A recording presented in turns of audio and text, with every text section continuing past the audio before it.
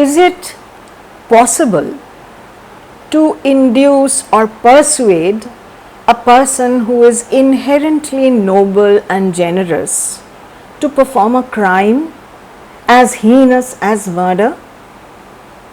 I don't think so. There has to be some dormant evil within him in order to be persuaded or coerced to do so. Now, why am I saying this? Many of us think that the witches had induced Macbeth to commit the crime of regicide. But we will see how it is only his dormant desires that were awakened by the witches. Now today I am here with scene 3 of the first act, and you will find that there is a clear connection between the witches and Macbeth as far as their thought processes are concerned. If the witches' paradox in scene 1 introduces us to the theme of moral inversion, then in this scene, the very first words of Macbeth as he enters the stage directly mirrors the witch's statement. And as a result, it immediately creates a connection, a link between the Weird Sisters and Macbeth, which is also a connection between fate and free will.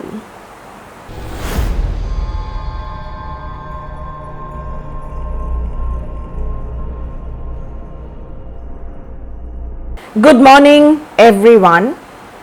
I'm Madhumita. Today I'm here with Macbeth Act 1, Scene 3, and I will establish how the first and the third scenes of the first act are integrally connected. Once again, we find the Weird Sisters entering the stage. They, as proposed earlier, are waiting for Macbeth to meet him on the same heath. And the climatic condition is also the same. There is thunder, which is a chaotic weather, and the three sisters talk to themselves. First witch, where hast thou been, sister? Second witch, killing swine. Third witch, sister, where thou? First witch, a sailor's wife had chestnuts on her lap and mounced and mounced and mounced. Give me, quoth I.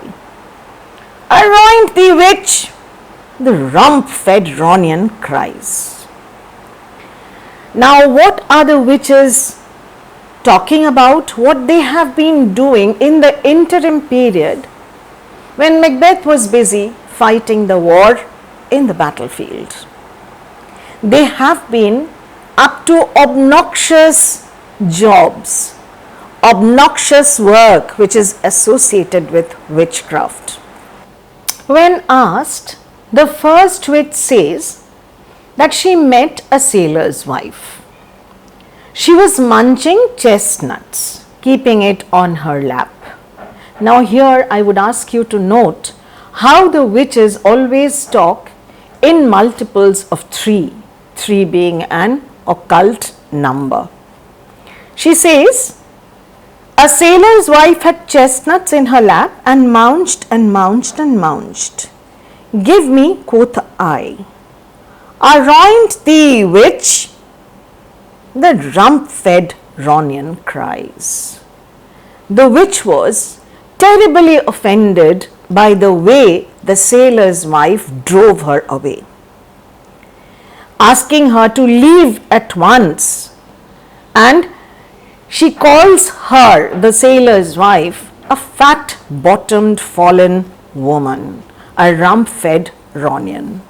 Now, rump-fed also can mean that she was feeding on offal, on thrown away or stale things, but most probably she is talking about her fat bottom. So now the witch had decided to punish the sailor with a terrible curse due to the offense committed by his wife. Her husband to Aleppo gone, master of the tiger, but in a sieve I'll thither sail, and like a rat without a tail, I'll do, and I'll do.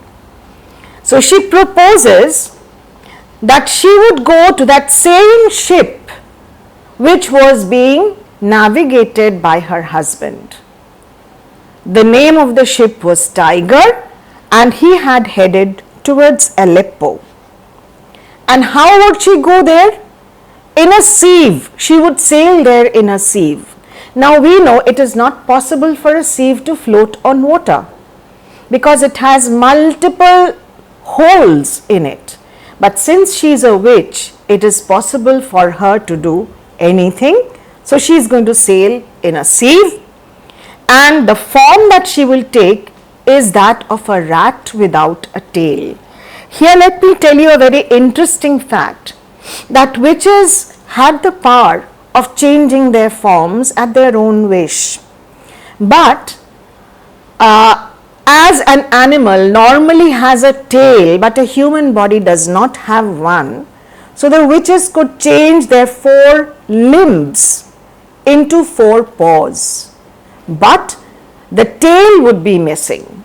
So here the witch would go in the form of a tailless rat, and she promises that she would definitely do it. Now all the 3 sisters together, we know that they are in control of all the elements. They promise to give her a fair weather and a fair wind to make her sailing to the tiger easy. And the curse that the first witch wants to inflict is like this: I'll drain him dry as hay, sleep shall neither night nor day, hang upon his penthouse lid, he shall live a man forbid. Weary 10 nights, 9 times 9, shall he dwindle, peak and pine. Though his bark cannot be lost, yet it shall be tempest tossed. So what is she going to do? She is going to make the sailor emaciated, make him live without food and water, and he would be sleepless. Here I would like you to note that sleep, like blood, is a constant motive in this play Macbeth. Later on you will find that Macbeth murders Duncan, who was sleeping. Macbeth is denied sleep back because he had killed Duncan in his sleep, and so on. And Lady Macbeth also becomes sleepless. She becomes a somnambulist later on. So sleep remains a constant motive here. And over here, the word sleep shall neither night nor day hang upon his penthouse lid seems to be foreshadowing the destiny of Macbeth, what awaits him later. Penthouse lid is supposed to be a metaphor for the eyelids. So he would not be able to close his eyelids for how many days? For 81 weeks. He shall live a man forbid, like a forbidden, a forsaken, a God-forsaken man he would live without sleep for 81 weeks.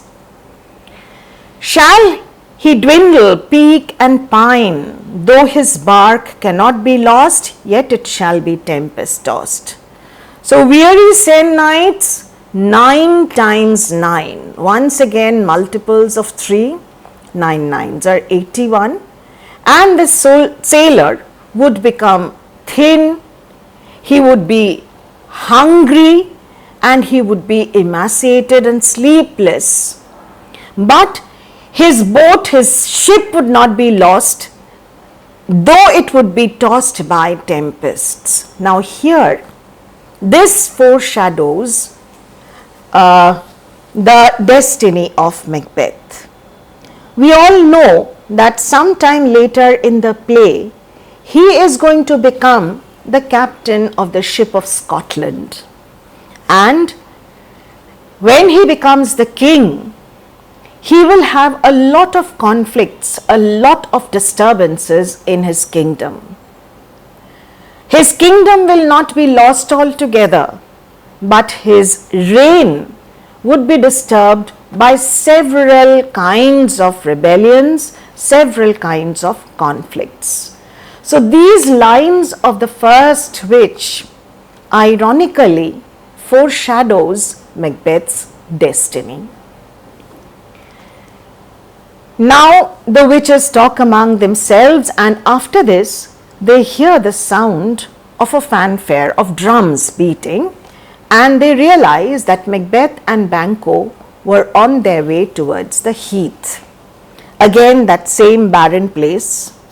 Macbeth comes in, and the weird sisters hold their hands in order to create a magic charm. The weird sisters, hand in hand, posters of the sea and land, thus do go about, thrice to thine and thrice to mine, and thrice again to make up nine. Peace, the charm is wound up. So they go around and around, 3 times on one side, 3 times on another side, and they create a spell by moving for 9 times. Once again, the multiples of 3, and then they say that the spell has been cast. They wait for Macbeth. Enter Macbeth and Banquo. The very first words of Macbeth, the hero, when he enters the stage are, "So foul and fair a day I have not seen." Do these words seem to be heard by you earlier? Yes, you're right. The witches had chanted, "Fair is foul and foul is fair." And Macbeth's first words ironically recall scene 1. Now this is a dramatic irony, because Macbeth does not know that the witches had used the same words earlier.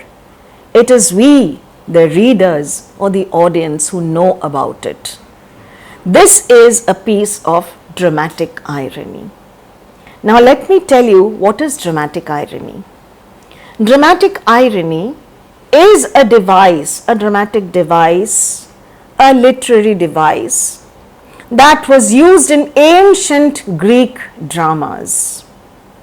It was very common to use them in tragedies, and it is dramatic because it used to be used in dramas.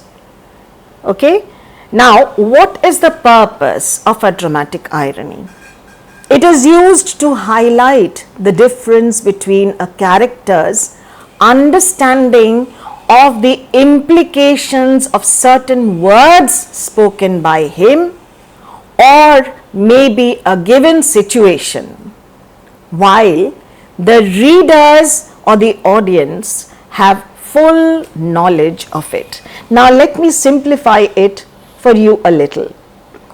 Now supposing we have gone to see a horror movie, and in the horror movie we find the characters moving into a room where certain poltergeists are present, and when the audience shouts, they may shout that, "No, don't enter because there is something inside," but the character is unsuspecting and he enters. So this is what dramatic irony actually is.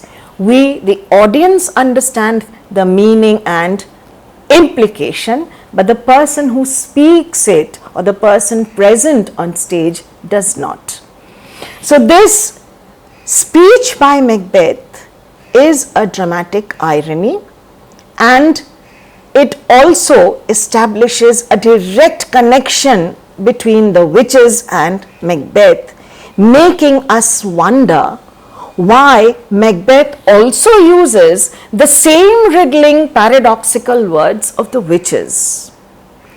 Is there anything in common between the witches and Macbeth?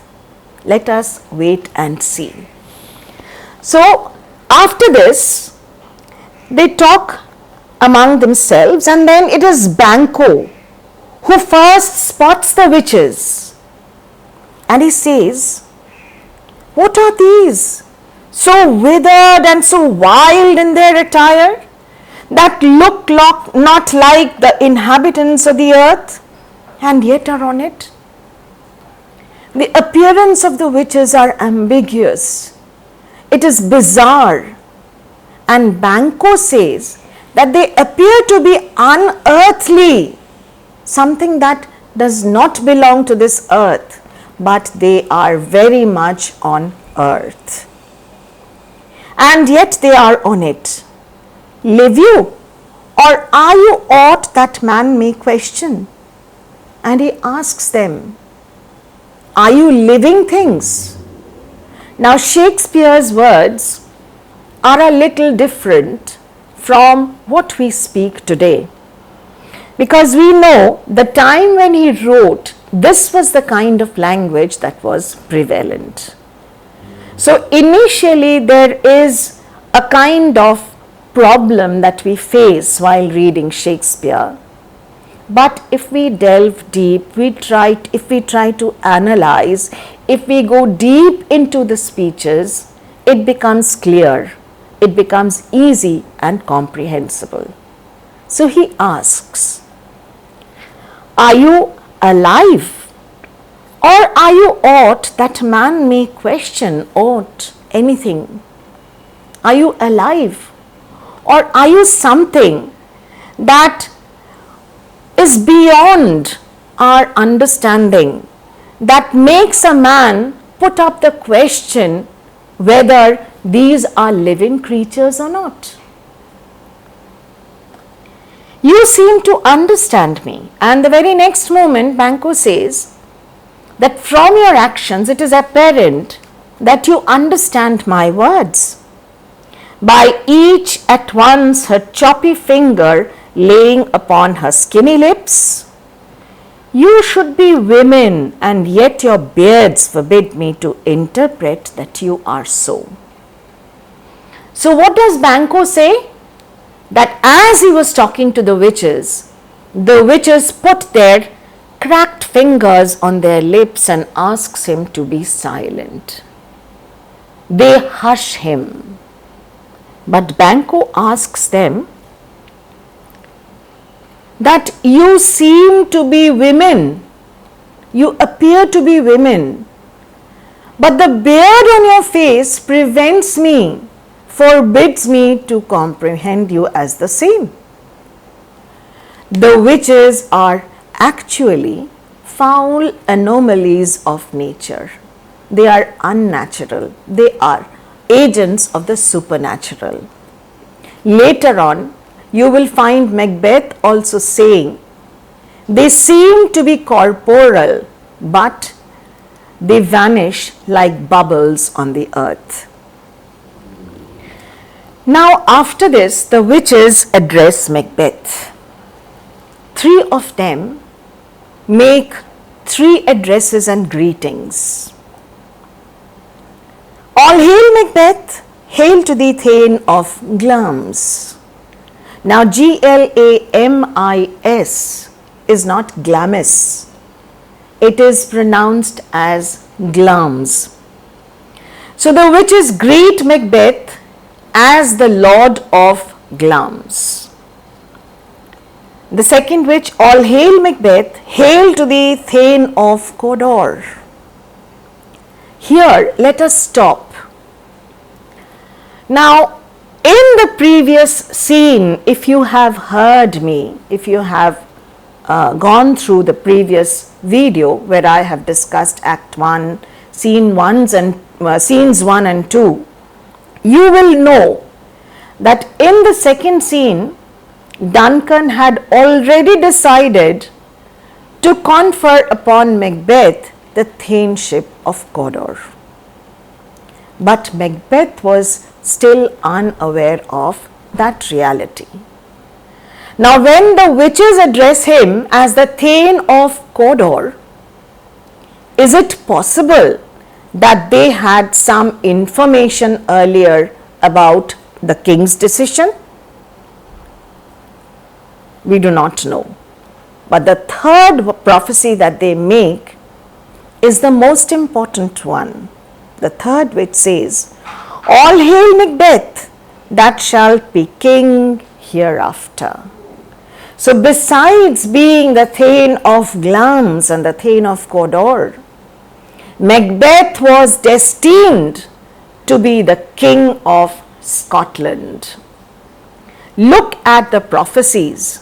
The first two express a certainty, but the third one is uncertain.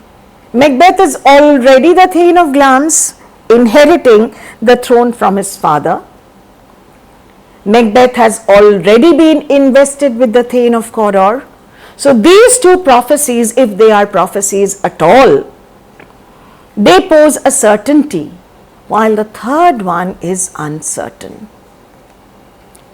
Now this contrast between what is ordained by fate or what is certain and what is confusing and what is uncertain is one of the very crucial structural components of the play that Shakespeare wants us to see.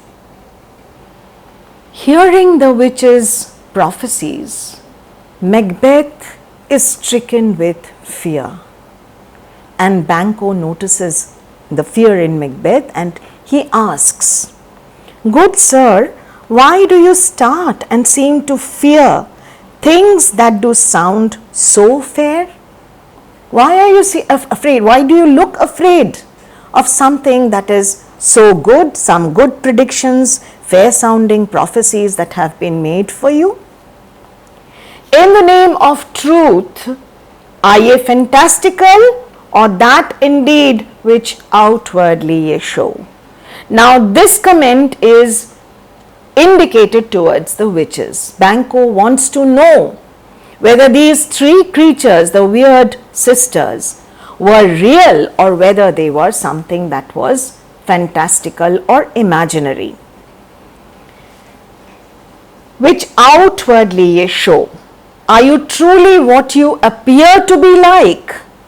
And then again he asks them, "My noble partner with you greet with present grace and great prediction of noble having and of royal hope." So you greeted my partner and also mentioned whatever nobility he already possesses and what he is about to get, of noble having the honors that will be given to him later, and of royal hope, and you also gave him the hope of becoming the king. That seems wrapped withal, and because of your suggestions, because of your prophecies, my friend is completely absorbed in thought. He is very much moved, visibly moved. To me you speak not, and if you can look into the seeds of time and say which grain will grow and which will not, speak then to me, who neither beg nor fear your favors nor your hate. Banquo is curious. Getting to hear about Macbeth's prophecies, Banquo asks the witches that if you can truly foresee the future, if you truly have a foresight, then I am curious to know about my destiny. This curiosity of Banquo to know his future is not out of rivalry or jealousy towards Macbeth. He has been a partner of Macbeth's honor all the way through the battle. And now he also wants to know what lies ahead in his life. So he asks them to tell him, although he did not beg them of it, nor did he seek their favor, and nor was he afraid of them. He did not care whether they gave him a favorable news, a favorable prophecy, or something hateful. He did not care. He was just curious to know about his future. Now, once again, the witches answer him in riddles, suggesting a certain unpredictability. Lesser and greater, not so happy yet much happier, not be the king yet engender kings. This is what they said. Thou shalt, you lesser than Macbeth and greater, not so happy yet much happier. Thou shalt get kings, though thou be none. So they make a promise that Banquo would be the ancestor of a dynasty of kings, although he was never going to be the king himself. Now, right after this, we will see the psychological responses of Macbeth and Banquo towards the witches' prophecies. And it is a kind of shared bewilderment. When they ask something more to the witches, they suddenly disappear and they seem to be disbelieving at whatever has been spoken to them. So they feel that they had eaten on the insane root that takes the reason prisoner, that they had probably been doped, they had taken a portion of hemlock that prevented them from thinking clearly and was causing them to hallucinate. Right at this moment, the king's men make an entry on the stage. Enter Ross and Angus. And they give the news that the king had already decided to make Macbeth the Thane of Cawdor, thereby confirming the first prophecy. Now, this is the question that I asked you some time back.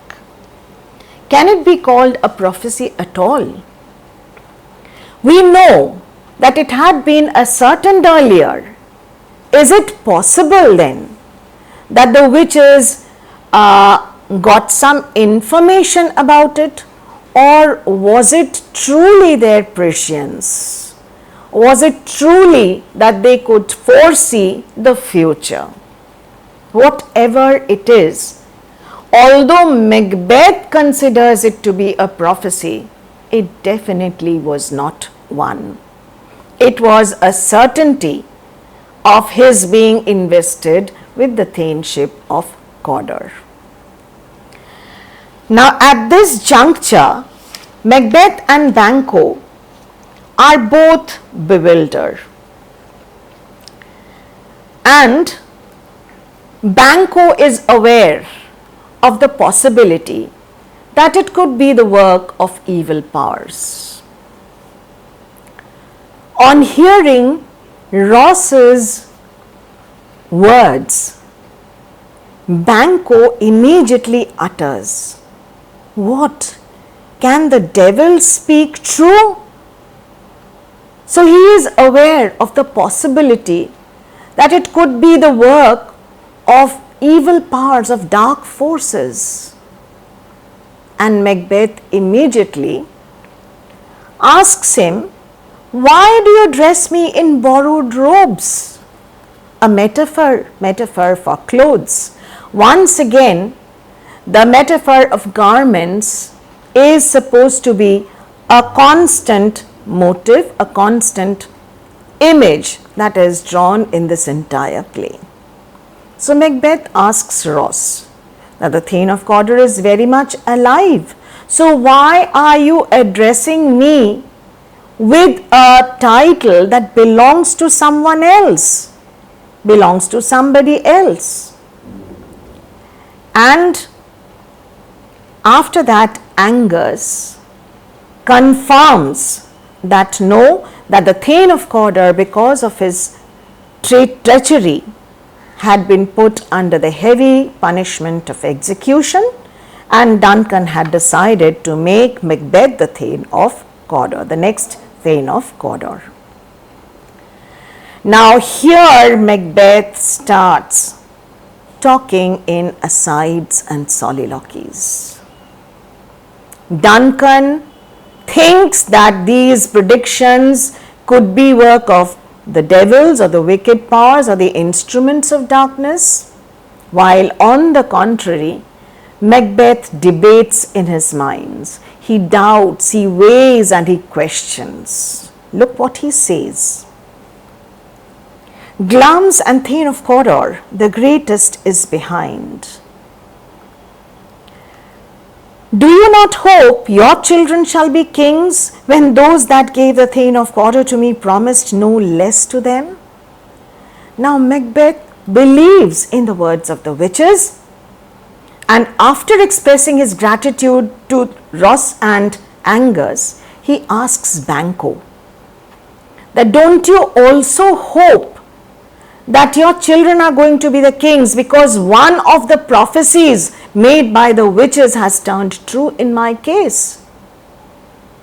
So it is quite possible that your children might also become the kings. That trusted home might yet enkindle you unto the crown. Besides the Thane of Cawdor, and Banquo warns Macbeth that if you trust that completely, it might also induce you to get the crown, in a way by hook or by crook, by adopting unfair means too. And he goes on to say that these instruments of darkness, oftentimes they win us to our harm, tell us truths, and win us with honest trifles to betray us in deepest consequences. So he says to Macbeth that don't trust them, because these witches, these instruments of darkness, they try to win over our trust by telling us very trivial truths that turn out to be right, that are fulfilled, and then they betray us in more serious affairs. Macbeth, two truths are told as happy prologues to the swelling act. This is an aside. Now, an aside is a dramatic device in which a character standing on the stage with other characters says something which is only to be heard by himself and not by anybody else. So he is in the presence of others, but he only talks about himself or to himself. This part, asides are usually short. They are short phrases or short statements. And asides are different from soliloquies. Now, what is a soliloquy? The word itself indicates that it has two parts, solo, loquus. Solo means single. So, while soliloquizing, a character is all alone on stage, and through a soliloquy, He simply allows the audience or the readers to explore his inner thoughts, his inner motives, his inner thoughts, and so on. So a soliloquy can be put in a layman's words, can be said to be thinking aloud, because it gives the audience an opportunity, or the readers an opportunity to know the inherent characteristics of that particular person, of that particular person's workings of the mind. Now here he says that two truths are told as happy prologues to the swelling act. Prologue is supposed to be a part of a drama. As I had told you that Shakespeare's first scenes of tragedies are more like prologues. They introduce us to the keynotes of the play, to foreshadowing and so on. So here it is a theatric or a dramatic metaphor that is used by Macbeth over here. And he says that the fulfillment of these two prophecies is like a prologue that makes me believe that probably the third one also will come true. Then he starts weighing, doubting, and questioning. This supernatural soliciting cannot be ill and cannot be good. Now he tries to justify why the predictions of the witches cannot be entirely ill or cannot be entirely good.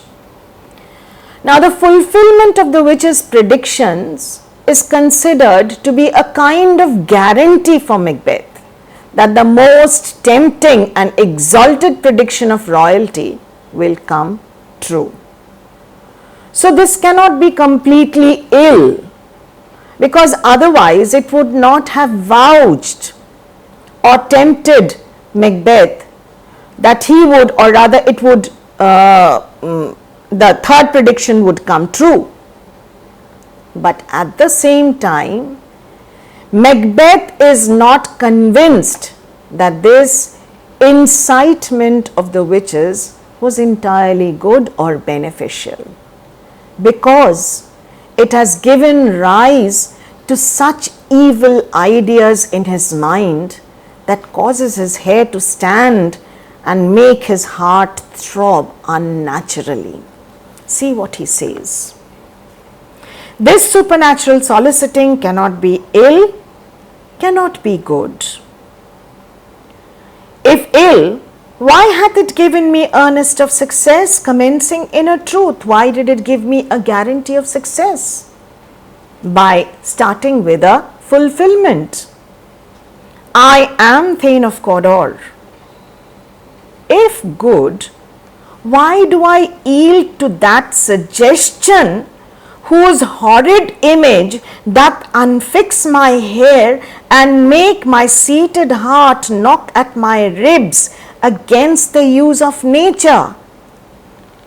So he says it cannot be good because it is making my hair stand on its ends, giving me goosebumps, and also making my heart thump unnaturally against my rib cage. Then he goes on to say, present fears are less than horrible imaginings. Methought, whose murder yet is but fantastical, shakes so my single state of man that function is smothered in surmise. Now Macbeth goes on to say that he was already having certain ideas, certain imaginations, and because he was a very brave man, he was not at all frightened by actual dangers. He was a very tried soldier.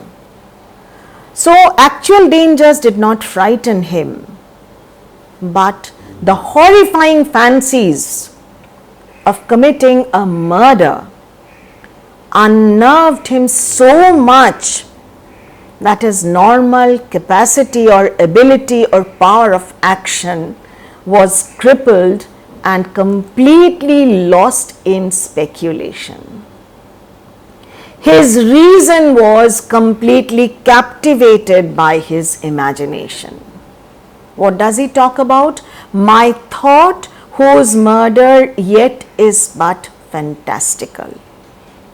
So this is what I tried to point out in my introductory words, that there was already an inherent wickedness in Macbeth, that in the deepest niche of his mind, of his psyche, there was already a fancy or an imagination that he would murder Duncan someday. This points out, on one hand, that Macbeth was noble, and so he feels a prick of conscience and is terrified by the very idea of committing such a heinous crime. Nonetheless, the idea of the crime is already in its nascent stage within his heart. So then he says, nothing is but what is not. A very ambiguous statement which draws a very neat summary or picture of a confused mind. What he says is that nothing that exists has any existence or meaning for him. So if he believes in this, then Macbeth could open up to dangerous deeds as his respect for order, for hierarchy, or even for the king could be totally nullified. At this moment, Banquo, Ross and Angus find Macbeth completely absorbed in thought. And Macbeth, in his last aside, says a certain statement that can redeem him from all the allegations that we have been bringing of his being inherently evil. He says, if chance will have me king, why chance may crown me. So he leaves it on his destiny. He leaves it on his fate. That if my destiny wants me to become the king, if it is preordained that I should become the king of Scotland, then it will happen naturally without my doing anything about it. I will automatically become the king of Scotland. And Duncan at this point thinks that the new honors that have been conferred upon him is disturbing him, and it is like a garment that does not fit him well. And thereafter, all four of them, Ross, Angus, Macbeth and Banquo, leave the stage. Before completing the scene, I would like to point out one fact, that through the nullification of reality by Macbeth, through his nullification of respect for order, hierarchy, royalty and so on, he will allow his free will to take over his destiny soon in the play. And his desire, his ambition in its dormancy will be awakened shortly, and that will bring about the tragic fall of the tragic hero Macbeth. So long for today. That's all for scene 3. See you again with scene 4. Till then, stay tuned and don't forget to like, share, subscribe, comment. If you have any doubts or questions, don't forget to comment and moreover press the bell button without fail. Goodbye.